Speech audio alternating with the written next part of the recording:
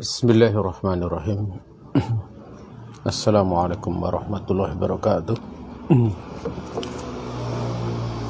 Alhamdulillahilladzi hadana li hadza wa ma kunna linahtadiya laula an hadanallah.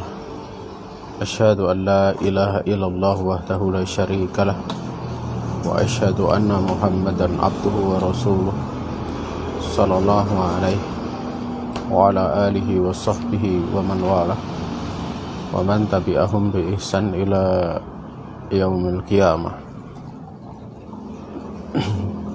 Di siang ini kita akan melanjutkan bahasan dari kitab Ithaful Uqul bi Syarhi Salasatil Usul, dan kita akan menginjak pembahasan seputar masalah dalil syahadah anna Muhammadan Rasulullah. Qala al-musannif rahimahullah ta'ala wa dalilu syahadah anna Muhammadan Rasulullah qauluhu ta'ala laqad ja'akum rasulun min anfusikum azizun 'alaihi ma 'anittum harisun 'alaikum bil mu'minina raufur rahim. Berkata musannif rahimahullah ta'ala, dalil persaksian bahwa Nabi Muhammad alaihi salatu wassalam adalah utusan Allah itu firman Allah subhanahu wa ta'ala di dalam surat At-Taubah ayat yang 128. Benar-benar telah datang kepada kalian seorang rasul dari kalangan diri-diri kalian sendiri, yang mana azizun alaih, berat baginya merasakan penderitaan dari ma'anitum, dari penderitaan yang kalian rasakan. Dia Rasul tersebut harisun alaikum, dia sangat menginginkan untuk kalian itu menjadi orang-orang yang beriman. Dan Rasul tersebut bil mu'minina raufur rahim, terhadap orang-orang yang beriman dia pemaaf lagi penyayang.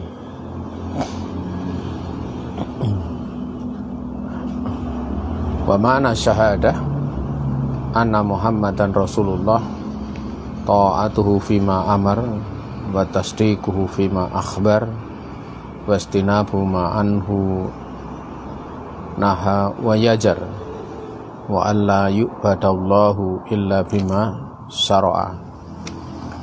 Makna persaksian bahwa Nabi Muhammad alaihi salatu wassalam adalah utusan Allah itu adalah mentaati pada perkara yang diperintahkannya dan membenarkan pada perkara yang dikhabarkannya, menjauhi dari perkara yang beliau telah larang dan beliau telah memperingatkannya, dan bahwasanya tidaklah Allah itu diibadahi kecuali dengan syariat yang telah disyariatkan oleh Rasulullah alaihi salatu wassalam. Ya. Apa yang disebutkan di sini, beliau rahimahullah ta'ala menjelaskan pertama dalil persaksian terhadap Rasulullah Nabi Muhammad alaihi salatu wassalam. Kemudian yang kedua adalah tentang makna persaksian bahwa Nabi Muhammad alaihi salatu wassalam utusan Allah yang mencakup 4 perkara. Ya. Sebenarnya makna syahadah anna Muhammadan Rasul alaihi salatu wassalam itu dimaklumi bahwa makna yang ringkas adalah iktiraful mukallaf li Muhammadin alaihi salatu wassalam birrisalatil amati al-khatimah, yaitu seorang yang mukallaf yang diberi beban hukum itu mengenal terhadap Nabi Muhammad alaihi salatu wassalam bahwa beliau ini mengemban risalah yang umum, lagi yang menutup seluruh risalah dari risalah-risalah yang sebelumnya. Beliau adalah Rasul yang terakhir, beliau adalah Nabi yang terakhir, sehingga tidak ada Rasul dan tidak ada Nabi sepeninggal Nabi Muhammad alaihi salatu wassalam. Sebagaimana Nabi alaihi salatu wassalam bersabda, innar risalata wan nubuwata qad inqata'ata wala nabiyya ba'di. Sungguhnya risalah, kerasulan, dan nubuah, kenabian, itu keduanya sudah terputus, dan tidak ada nabi sepeninggalku, tidak ada nabi setelahku. Dalam ayat ini kita bisa melihat sifat-sifat ya, yang diterangkan oleh Allah Subhanahu wa taala dari ayat laqad ja'akum rasulun min anfusikum azizun 'alaihi ma anittum harisun 'alaikum bil mu'minina raufur rahim. Ayat ini diterangkan oleh Syekh Ubaid hafizahullah taala, tadammanat al-ayatu awsafahu alaihi salatu wassalam au min a'dami awsafihi. Ayat ini mengandung sifat-sifat Nabi alaihi salatu wassalam atau mengandung dari teragungnya sifat-sifat beliau alaihi salatu wassalam. Kalau di dalam kitab Ithaful Uqul itu yang dijelaskan justru yang bagian pertama itu seputar makna ini la ilaha illallah, yaitu ta'atuhu fima amar wa tasdiquhu fima akhbar wastinabu ma anhu naha wa yajar wa an la yu'badallahu illa bima syara'ah. Itu yang diterangkan pertama kali justru itu. Dan dalilnya justru ayat laqad ja'akum rasulun min anfusikum azizun 'alaihi ma anittum harisun 'alaikum bil mu'minina raufur rahim, itu diterangkan di bagian terakhir.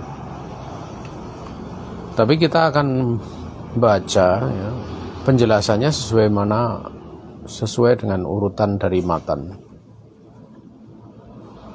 Di antara sifat-sifat yang diterangkan oleh Allah di dalam ayat laqad ja'akum rasulun min anfusikum al-ayah itu pertama adalah, yaitu wasful awal, sifat yang pertama annahu rasulun, bahwa beliau Nabiullah Muhammad alaihi salatu wassalam adalah rasul, utusan.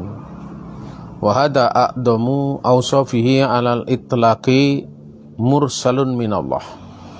Ini adalah teragungnya dari sifat-sifat beliau secara mutlak,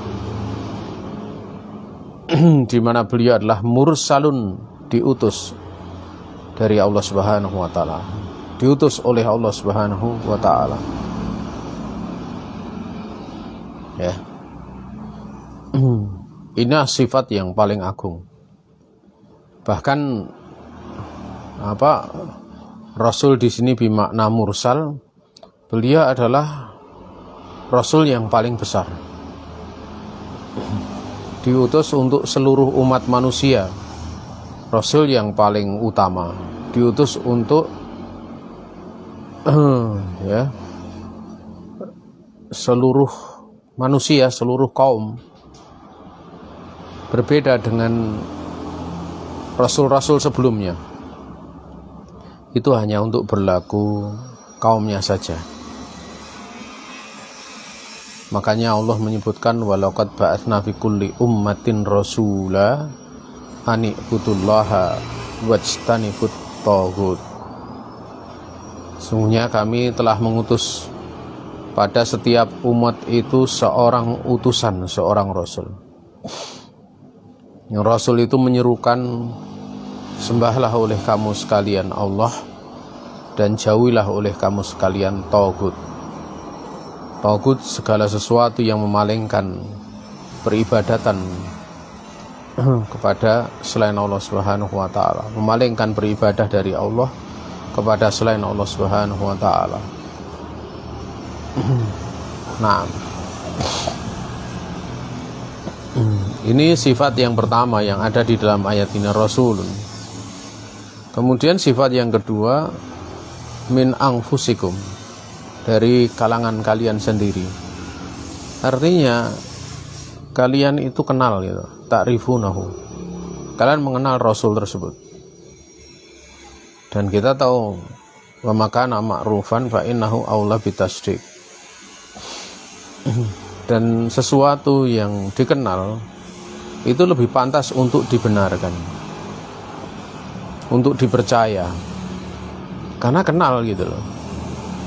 Sebagaimana Allah Subhanahu wa ta'ala, sebagaimana Nabiullah Muhammad alaihi salatu wassalam dalam hadis yang dikeluarkan oleh Imam Bukhari, ya, demikian pula Imam Muslim, tentang ruh. Al arwahu junudun mujannadah ma ta'arafa minha iktalafa wa ma tanakara minha ikhtalafa. Ruh-ruh itu adalah tentara yang dikerahkan, bala tentara yang dikerahkan, ya. Maka ruh yang dia saling mengenal itu akan bergabung. Yang saling mengenal, mata arafa minha, yang ruh saling kenal itu akan saling bergabung, saling berkait, saling cenderung. Namun ruh yang dia ini tanakar, saling tidak kenal, tidak cocok, itu akan ikhtalafa, akan berselisih. Ini menunjukkan bahwa mengenal itu memudahkan untuk seorang menerima, karena mengenal itu berarti dia punya kecenderungan sebagaimana ruh, lebih pantas untuk dibenarkan. Makanya kita lihat ya, kecenderungan untuk memilih pemimpin, memilih apa saja itu dari yang dikenal. Adapun yang tidak dikenal, walaupun mungkin termasuk orang yang lebih baik dari yang dikenalnya pun, orang tidak cenderung, karena dia tidak kenal, ya. Dia hanya mendengar khobar saja, nama saja. Ya, walaupun hakikatnya terkadang lebih baik misalnya. Itu dimaklumi, hal seperti itu dimaklumi. Sehingga Rasul itu min anfusikum, dari kalangan kalian sendiri, ya. Itu tentu akan mudah untuk diimani, sebenarnya lebih mudah untuk diimani. Sebagaimana Nabiullah Muhammad SAW, beliau adalah orang yang terpercaya, punya gelar Al-Amin. Orang-orang di waktu itu bangsa Arab, tahu keberadaan beliau Nabiullah Muhammad SAW. Fal qaumu ya'rifunahu, ya'rifuna anhu as-sidqa wal amanata wal hilma wasyaja'ah, ya'rifuna anhu ma yad'uhum ila tasdiqihi, lakin tanakkaru lahu hainama da'ahum li ibadatillahi wahdah, wa hakadha al-hawa'u yafraq. Ya. Kaum itu mengenal, mereka mengenal beliau alaihi salatu wassalam. Mereka mengenal tentang beliau itu dengan kejujurannya, dengan amanahnya, dengan kelembutannya dan keberaniannya. Mereka mengenal tentang Nabi alaihi salatu wassalam segala sesuatu yang bisa mendorong mereka untuk membenarkannya, dari akhlaknya, dari budi pekertinya, dari kejujurannya dan yang lain sebagainya. Namun mereka ini benar-benar mengingkari Nabi alaihi salatu wassalam tatkala Nabi alaihi salatu wasallam mengajak mereka untuk beribadah kepada Allah semata. Ya, inilah Hawa.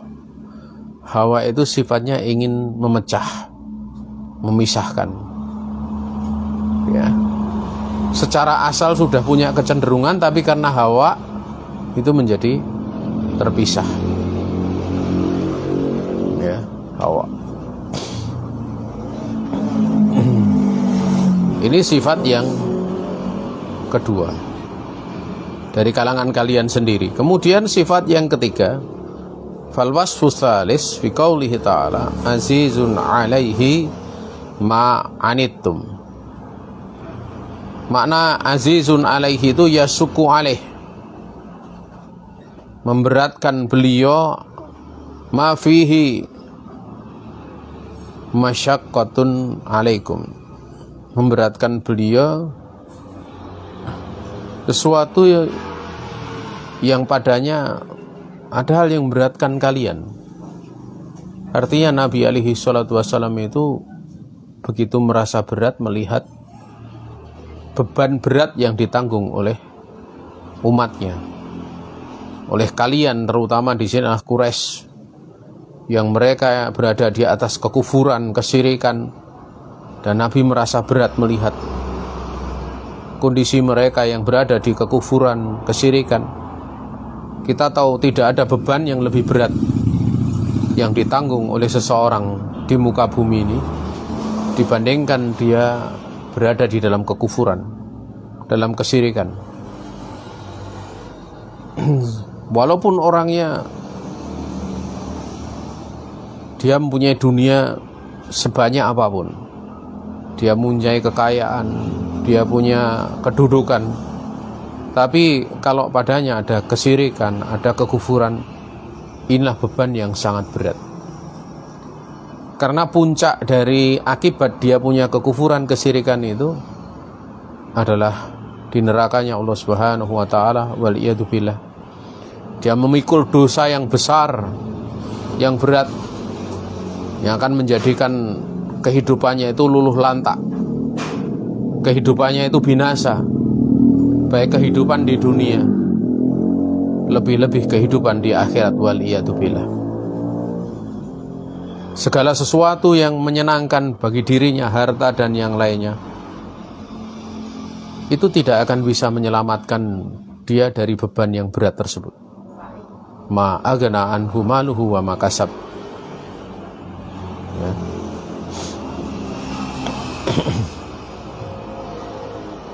Harta dia dan apa yang dia usahakan itu tidak akan bisa menyelamatkan dia dari siksanya Allah Subhanahu wa taala, dari nerakanya Allah Subhanahu wa taala. Itu yang dirasakan oleh Rasulullah alaihi salatu wassalam. Dan ini menunjukkan bahwa Nabi alaihi salatu wassalam pada dasarnya itu punya rasa kasih sayang yang luar biasa. Wa hadza kamalu syafaqatihi bi ummati. Ini adalah menunjukkan kesempurnaan dari sifat sayangnya Nabi alaihi salatu wasallam kepada umatnya. Fa innahu sallallahu alaihi wa ala alihi wasallam muyassirun wala muassirun. Bahkan Nabi alaihi salatu wasallam, beliau adalah seorang yang memberi kemudahan dan bukan orang yang menyulitkan.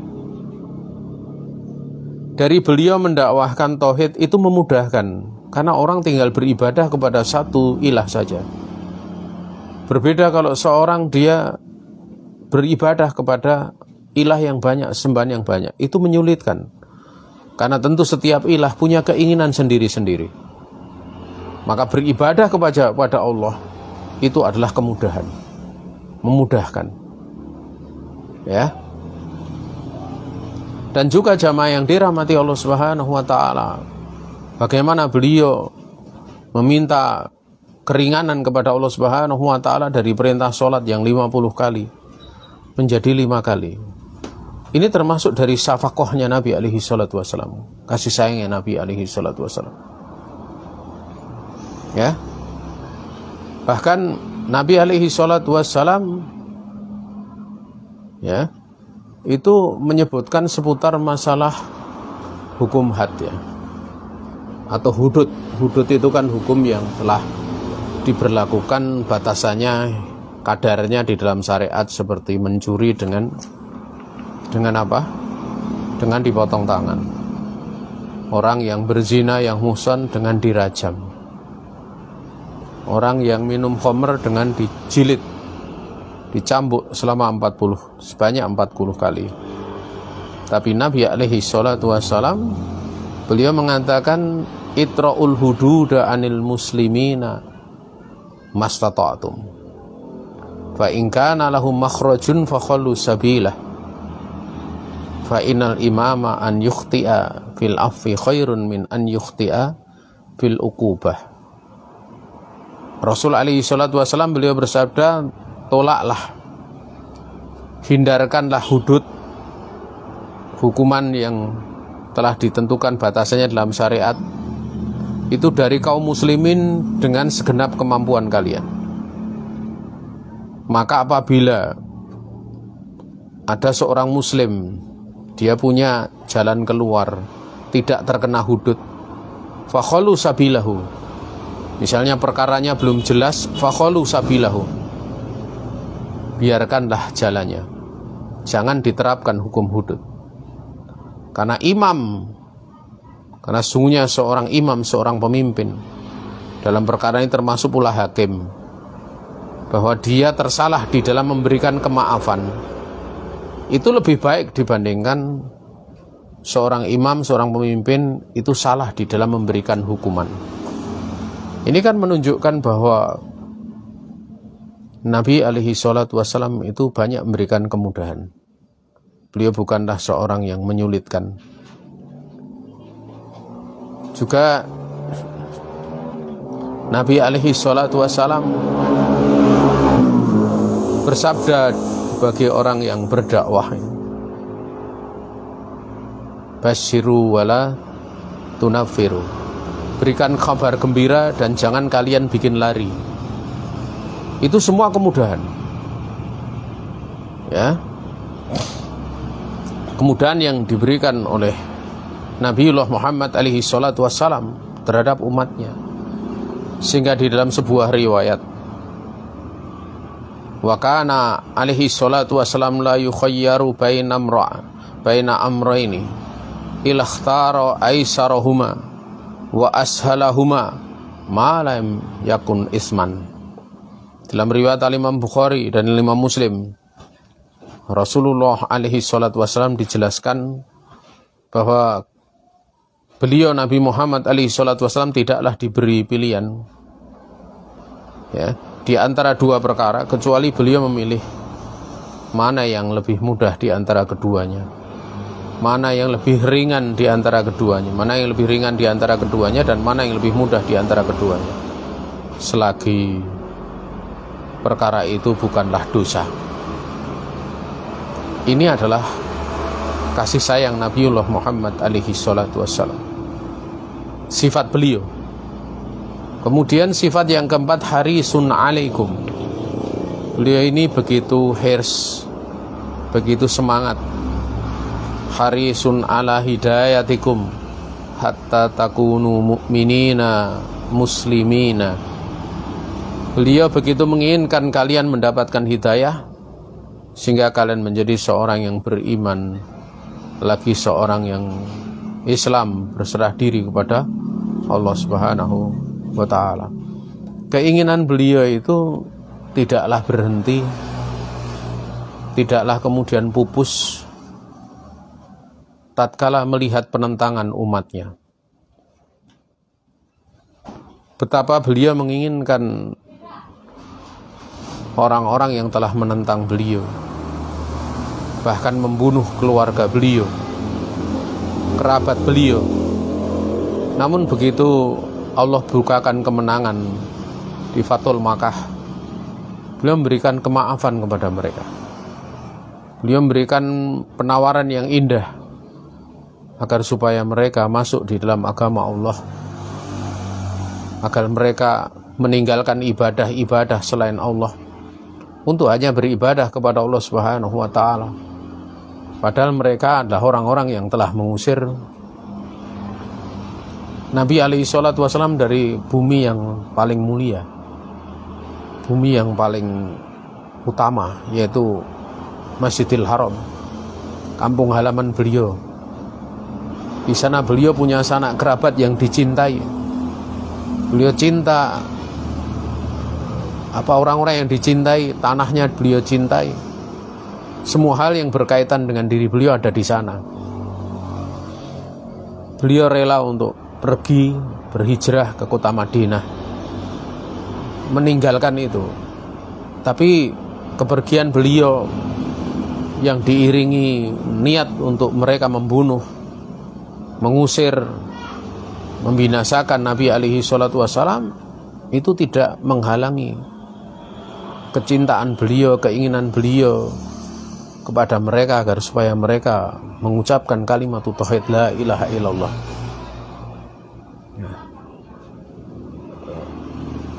Di dalam sebuah dars ya, pada waktu Syekh Muhammad Ajlan rahimahullah ta'ala, beliau ngajar di Masjidil Haram itu di kursi nomor 1. Nomor 2 kan Syekh Ali Nafi Al-Uliani hafizahullah ta'ala. Syekh Muhammad Ajlan belum lama meninggal rahimahullah ta'ala. Kalau yang baru saja meninggal ini adalah Syekh Soleh Al-Luhaidan rahimahullah ta'ala. Belum lama, itu tanggal 5 kemarin, 5 Januari kemarin. Ini pernah di dalam sebuah dars Syekh Muhammad Ajlan ini, ya dars kitab Bulughul Maram gitu. Beliau waktu menceritakan tentang ini beliau menangis ya. Beliau nangis. Jadi pelajaran aslinya pelajaran fikih, tapi hadis yang dibahas di situ ada penyinggungan masalah hijrah Nabi. Beliau cukup lama diam, berhenti lama, kajian itu berhenti lama karena beliau menangis.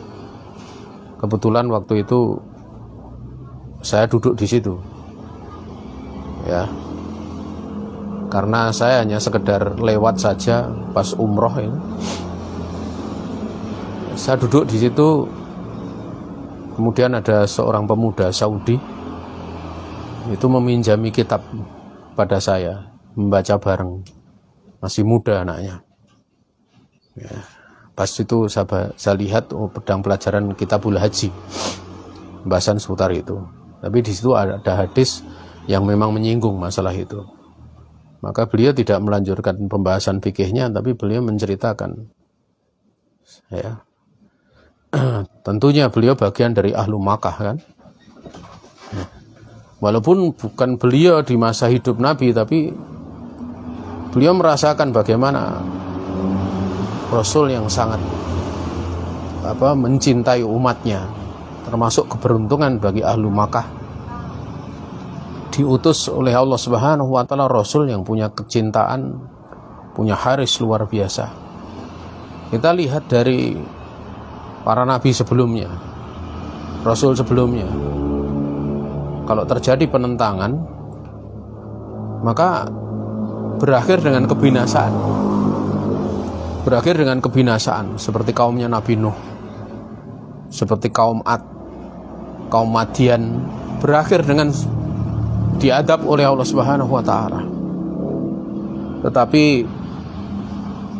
bangsa Quraisy itu berakhir tidak dengan demikian, tapi berakhir dengan keimanan. Karena begitu hirsnya Nabi alaihi salatu wassalam kepada mereka.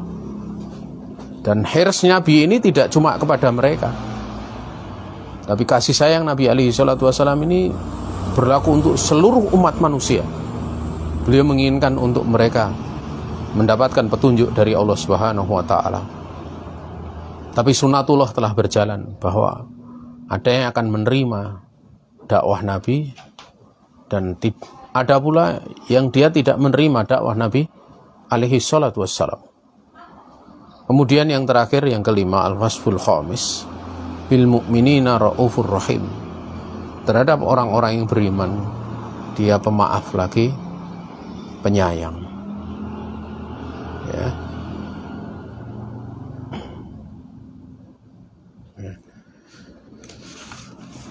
selesai pembahasan dari itu. Kemudian pembahasan yang kedua yang diakhirkan oleh beliau hafizahullah taala, atau yang justru diawalkan ya, diawalkan yang tadi diakhirkan, itu tentang makna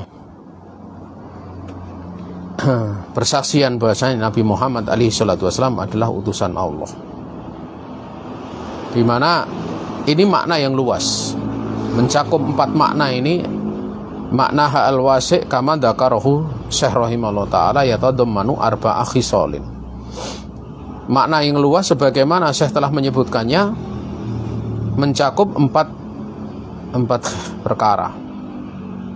Ya, yang pertama ta'atuhu fima amar, yaitu mentaati Nabi alaihi salatu wassalam di dalam perkara yang beliau perintahkan. Dan yang namanya perintah beliau ya, karena beliau itu mempunyai sifat-sifat yang telah diterangkan pada ayat tersebut, tentu perintah itu isinya kebaikan semua. Makanya ya, para sahabat ridwanullahi alaihim ajmain itu manakala Nabi alaihi salatu wassalam memerintahkan kepada mereka tentang sesuatu, mereka tidak akan bertanya apa hukumnya wajib atau sunat, mereka amalkan.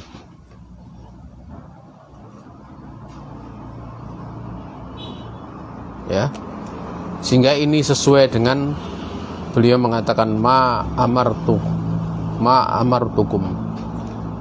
bisai'in fa'tu minhu mastata'tum. Artinya laksanakan saja.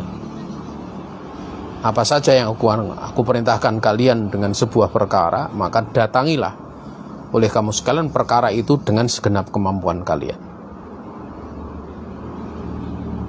Ya. Ini pertama, ta'atuh fima amar. Kemudian yang kedua, tasdiquhu fima akhbar, yaitu membenarkan apa saja yang dikhabarkan oleh beliau alaihi salatu wassalam. Ya. Penjelasan tentang makna yang kedua ini, dikarenakan terkadang ada orang yang dia itu taat ya, li'anahu qad yuti'ul mukallaf lakin la yusaddiq. Kadang ada orang taat kepada Nabi tapi tidak membenarkan. Misalnya Nabi mengkhabarkan bahwa di hari kiamat kelak demikian, penghuni kubur demikian, kelak akan ada seperti ini, seperti berbagai khabar dari Nabi alaihi salatu wasallam, baik khabar yang dahulu maupun yang akan datang. Kadang ada orang taat kepada Nabi tapi tidak mau membenarkan khabarnya, sehingga sampai sebagian orang ada yang menolak hadis dubab ya, hadis lalat ya, idza waqa'a ad-dubab ala ina'i ahadikum falyakmishu. Itu ditolak. Apabila seekor lalat itu mengenai bejana di antara salah satu kalian, misalnya minum, kecemplung itu, maka tenggelamkan saja. Karena di dalam salah satu dari kedua sayapnya itu ada dak, ada penyakit racun. Wafil akhar sifa ataupun dawa. Sementara pada sayap yang lain itu ada penawarnya. Ada penawarnya. Itu menunjukkan apa? Penawar seperti itu berarti kan racunnya hilang karena ya, ditenggelamkan tadi ya, menjadi bersatu. Ya, ini termasuk semudah-mudah dalil masalah vaksin itu. Karena kalau vaksin itu kan disuntikkan, bukan dimakan atau minum. Sementara kalau itu minuman, yang diterangkan oleh Syekh Utsaimin, air ataupun bejana yang kemasukan itu kemudian ditenggelamkan, itu tidak menjadi najis, tidak menjadi haram minumannya. Diminum tidak apa-apa. Diminum tidak apa. Padahal di situ ada racun, tapi kemudian ditawarkan. Yang namanya racun hukumnya apa? Haram. Hukumnya haram. Tapi bersamaan dengan itu karena ada penawarnya, maka menjadi boleh. Itu diantaranya. Yang lain dalil masih banyak tentang masalah tersebut. Ya. Ya, maka ada yang menolak dengan menggunakan ucapan-ucapan dokter kafir yang mereka meneliti bahwa di antara kedua sayap lalat itu semuanya penyakit. Ya, penelitian yang muncul dari orang kafir. Bagaimana kita bisa percaya mereka yang meneliti? Ini yang pertama. Yang kedua, bisa jadi itu bagian dari istijrad minallah. Istijrad dari Allah agar supaya mereka tambah kufur kepada Allah Subhanahu wa ta'ala, sehingga tidak beriman kepada nabinya alaihi salatu wassalam. Berbagai macam kemungkinan itu banyak, sehingga sampai mereka mengucapkan ucapan tidak sopan. Ucapan dokter kafir lebih aku percaya dibandingkan ucapan Bukhari, karena hadis itu dikeluarkan oleh Imam Bukhari. Mereka katakan itu bukan hadis Nabi, tapi ucapan Imam Bukhari. Ini orang tidak punya sopan santun. Siapa ente dan siapa Imam Bukhari? Imam Bukhari itu adalah seorang yang sangat hati-hati di dalam meriwayatkan hadis, ya. Bahkan mustalah beliau, madhab mustalah beliau, pendapat yang dianut oleh beliau dalam masalah ilmu mustalah hadis itu adalah madhab yang paling hati-hati di antara seluruh madhab yang dipegang oleh para ulama ahli hadis. Maka Imam Bukhari yang paling hati-hati, walaupun pada sebagian sisi ada yang lebih hati-hati, yaitu Imam Muslim pada sebagian sisi. Tapi para ulama itu lebih menguatkan Imam Bukhari, karena sisi yang beliau sebutkan itu sisi itisol, sisi ketersambungan di dalam meriwayatkan. Sementara kalau Imam Muslim dari sisi sigohnya, bentuk ucapan hadisnya, karena Imam Muslim lebih memakai konteks sebagaimana lafadz itu muncul dari Rasul dan para sahabat tatkala berdiskusi dan yang lain sebagainya. Kadang Imam Bukhari fil makna, secara makna. Wallahu ta'ala alam. Kemudian yang ketiga adalah istinabu manaha anhu wa yajar, yaitu menjauhi apa yang dilarang Nabi dan diperingatkan Nabi, menjauhi apa yang menjadi larangan beliau, ya.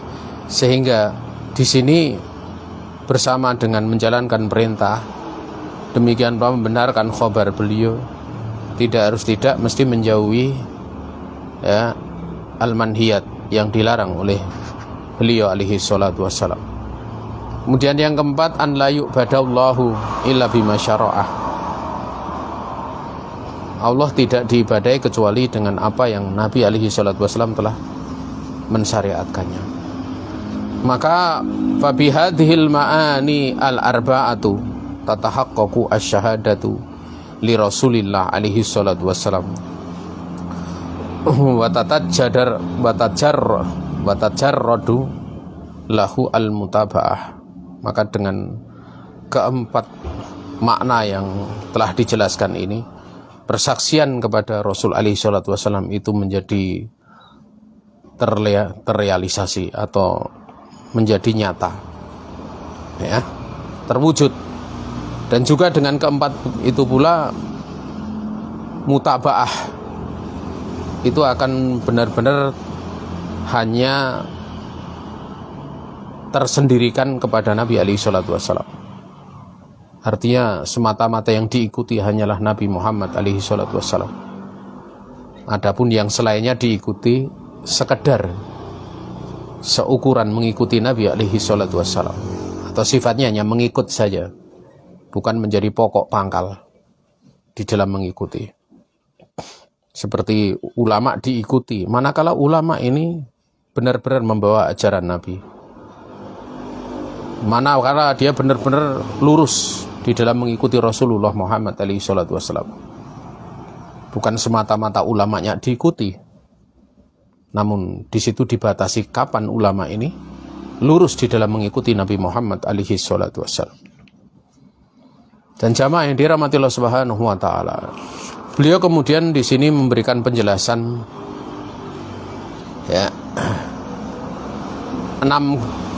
gambaran yang mana sebuah amal itu sesuai dengan sunnah Rasul alaihi salatu wassalam. Itu bisa diketahui dengan 6 perkara ini, dengan 6 kesesuaian ini. Beliau menyebutkan yang pertama al-muwafaqatu fil jinsi, kesesuaian di dalam jenis. Misalnya ada seseorang yang syakhsoni, 2 orang, ahaduhuma doha bigozalin. Ada 2 orang, salah satunya itu menyembelih kijang, wal akhar doha bisyatin, menyembelih kambing. Ayyuhuma al-maqbul, siapa yang diterima sembelihannya di dalam udhiyah, berkorban? Asyad, kambing, karena sembelihan itu dengan jenis kambing, bukan jenis kijang, goyal. Walaupun kijang itu lebih mahal, berlipat-lipat, dan juga dagingnya enak, ya. Sehingga orang yang dia menyembelih dengan kijang, kalau dia korban nggak akan diterima. Kenapa? Karena jenisnya tidak termasuk jenis yang disyariatkan. Sehingga di sini bukan karena mahal dan bukannya, ukurannya bukan karena mahal, tetapi ketundukan terhadap aturan, ketundukan di dalam mengikuti apa yang diajarkan oleh Nabiullah Muhammad SAW. Bagaimana kalau menyembelih dengan kerbau? Kerbau itu diterangkan oleh para ulama min jinsil bakor, termasuk dari jenis sapi, sehingga diterima. Itu diterima, sebagaimana Syekh Abdul Aziz Al-Syekh hafizahullah ta'ala tatkala ditanya tentang menyembelih dengan thaur, ya, dengan sapi liar gitu, kerbau, maka beliau mengatakan boleh yang demikian itu. Kemudian yang kedua adalah muwafaqatu fis sabab, ada kesesuaian dari sisi sebab, ya. Di sini diterangkan, misalnya seorang muslim dia puasa di hari Senin. Karena hari Senin itu sebabnya apa? Tu'radu fihi al-a'malu 'ala Allah. Karena amal itu pada hari tersebut, amal-amal itu dihadapkan di hadapan Allah, dihamparkan di hadapan Allah. Sehingga kalau dia sedang puasa, itu akan menjadi kebaikan. Ya. Antuk rodoa amaluhu wahwa so'imun, dihamparkan di hadapan Allah amalnya, padahal dia dalam keadaan, sementara dia dalam keadaan berpuasa. Ya, jadi penyebab puasa hari Senin karena dia ingin dihamparkan amalannya dalam keadaan sedang berpuasa. Yang kedua, kemudian dia puasa tanggal 27 Rajab misalnya. 27 Rajab waktu itu hari Senin. Ya.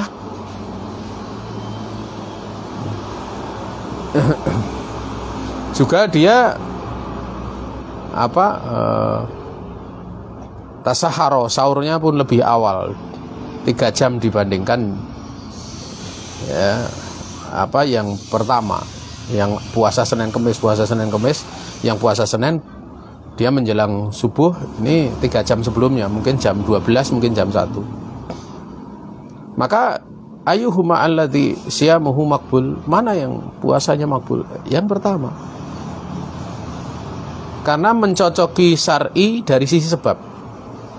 Sementara yang kedua itu menyelisih syar'i dari sisi sebab. Karena sebab orang yang puasa 27 Rajab itu meyakini adanya perjalanan Isra Mi'raj di tanggal 27 Rajab, meyakini itu, ya, sehingga dia berpuasa. Apakah ini disyariatkan seperti ini? Ya, kalau timbul pertanyaan, ya, alaisa kilahuma shoma al-isnain, bukankah dua-duanya puasa Senin semua? Benar, kedua-duanya puasa Senin, sejak dari terbitnya fajar sampai terbenamnya matahari. Namun yang awal itu qabila amaluh. Apa qabila amalah? Allah akan menerima amalannya. Au qabila amaluhu. Yang pertama, amal diterima, sementara yang kedua itu ruda amaluh. Amalnya ditolak. Kenapa? Menyelisih syar'i dari sisi sebab.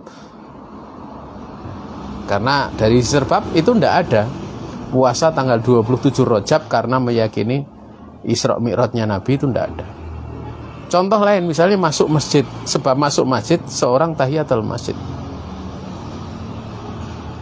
Nah, seorang dia masuk lapangan kemudian sholat untuk tahiyah lapangan, tidak disyariatkan karena tidak ada sholat karena sebab masuk lapangan 2 rakaat, sholat 2 rakaat. Yang ada sholat tahiyatul masjid. Atau masuk rumah kemudian sholat tahiyah al-bait, ini pun tidak berlaku karena dari sisi sebab bertentangan. Yes. Nah, makanya kalau kita lihat ada orang mati, ada orang meninggal, sebab ada orang meninggal itu kan ada hukum sholat apa? Jenazah, ada mengkafani, ada memandikan, ada menguburkan. Itu amalan-amalan sebab ada kematian seseorang. Adapun adanya sebab kematian seorang kok ada tahlilan, itu tidak ada. Lam yarid fihin nas, tidak warid padanya nas. Dari sebab tidak warid. Ingin doakan bentuknya nggak seperti itu. Kalau mau doakan pada saat dikubur, selesai penguburan berdoa, ya.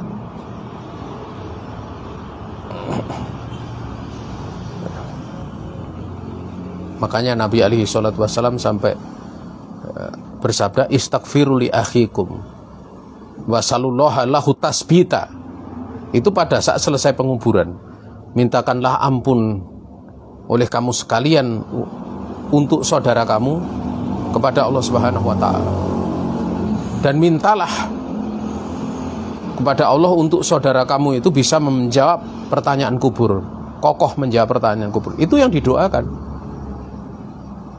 Nanti kalau sudah pulang, ya silahkan didoakan dari rumah, tidak apa-apa. Atau didoakan pada saat ziarah. Seperti itu. Bukan dengan apa? Tahlil di rumah. Ya. Nah, kemudian yang ketiga adalah muwafaqah fis sifat. Muwafaqah fis sifat, contohnya, ini saya berikan gambaran yang cepat agar supaya selesai ya. Cepat selesai. Sujud itu diperintahkan dengan 7 anggota tubuh. Makanya kalau 7 anggota tubuh yaitu wajah, maksudnya adalah kening dengan hidung, kemudian kedua telapak tangan, kemudian kedua lutut, kemudian kedua ujung jari kaki. Maka kalau ujung jari kaki itu misalnya nggaruk-nggaruk terus ya, kaki kadang gatel digaruk satu, selama sujud dia nggaruk-nggaruk seperti itu dan dia tidak kembali ke tanah. Diterangkan oleh Syekh Utsaimin, itu sujudnya nggak sah. Tapi kalau dia garuk-garuk sedikit kemudian dia turunkan ke tanah sehingga menjadi 7 anggota tubuh, maka sah apa? Sujudnya. Demikian pula ada pembahasan seputar masalah menutup kening. Syekh Utsaimin menyebutkan menutup kening itu ada 2. Apabila yang menutupi itu yang bersambung dengan tubuh dan yang di luar tubuh. Kalau yang di luar tubuh misalnya kayak sajadah itu tidak ada masalah.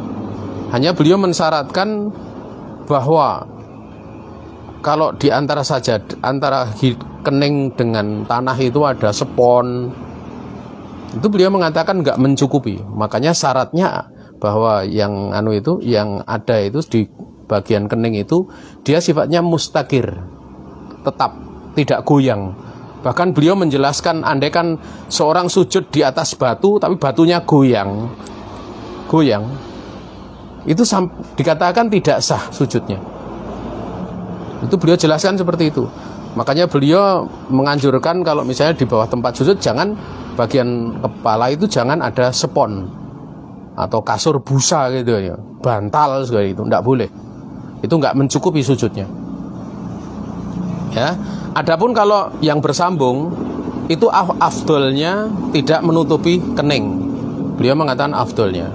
Sehingga banyak ulama membahas dimakruhkannya perkara tersebut.